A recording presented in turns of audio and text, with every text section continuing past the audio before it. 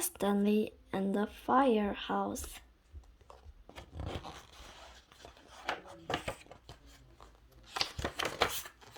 Stanley lived with his mother, his father, and his little brother Arthur.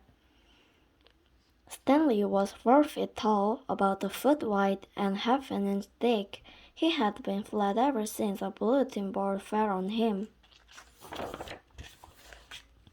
Stanley's family found it handy having a flat boy at home, and Stanley didn't mind helping out. Stanley held tools for his father while Mr. Lamchar repaired the car. Stanley helped Arthur practice his backflips. Stanley gave Mrs. Lamchop a perfect place to roll out pie crust, except when he felt tickles. Stanley made a good stanchion too. Hold still, said Arthur. Stanley held his breath as Arthur traced him carefully. Children all over the city were entering a poster contest for fire safety month. I hope we win the trip to the firehouse, said Arthur. Me too, said Stanley. I have always wanted to slide down the pole. The next Monday, a letter arrived. Hey, guess what? Shouted Arthur.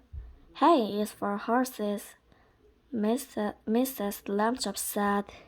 Try to remember that, dear. Sorry, said Arthur. Guess what? Our poster won the contest.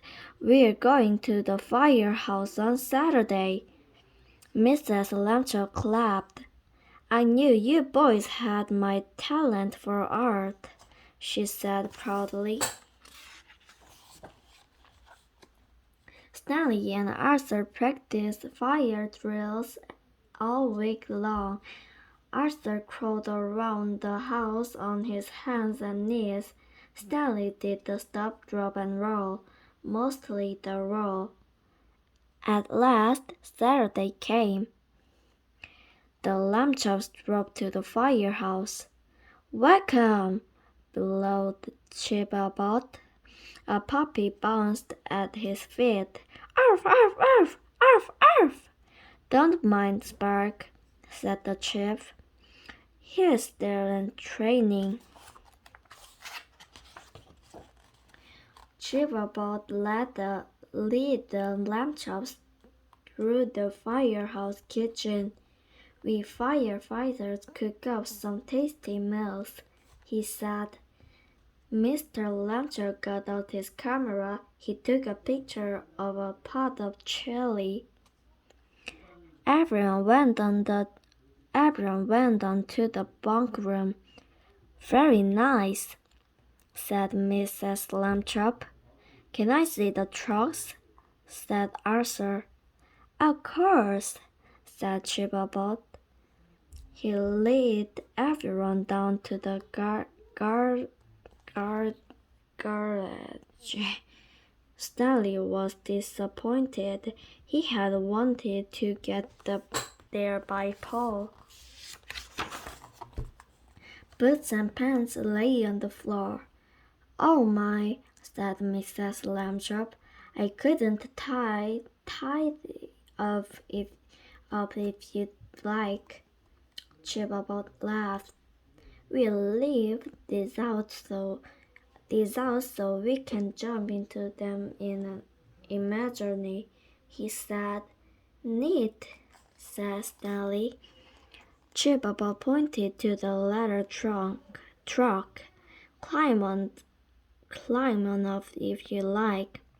Wow, said Arthur. The boys scrambled onto the truck. Spark was right behind them. Suddenly, the alarm bell rang. Chip called 9 on Oak Street, called the firefighter. The chip turned to the lamb chops. How do forks like to come along on a rescue? A rescue? Will it be safe? Asked Mr. Lambchop. You bet. You bet, said Chibabot. Code 9 means a cat up a tree, probably farther again. Mr. Lambchop looked at his wife. She gave a little nod. Yes, yelled Stanley and Arthur. Stanley turned on the iron. Arthur, hit the light, shouted Chibabot. My God, is that necessary? Asked Mrs. Lambchop. No, said Chibabot. It's just more fun this way. The truck raced out of the station. Soon it pulled up to a tall tree. A tiny cat shivered at the top. Spurk started to bark. Arf, arf, arf! For a second, Farver froze. Then she jumped the other way. Farver! Cried Chibabot. He was too late. Farver was heading for the ground. The Lambchops looked up. Their mouths were open in surprise. All at once Stanley threw himself onto the grass. Grab my hands, he told his mother. Mrs. Lambchop grabbed his hands. Grab my feet, he told Arthur, but Arthur didn't move. Hey!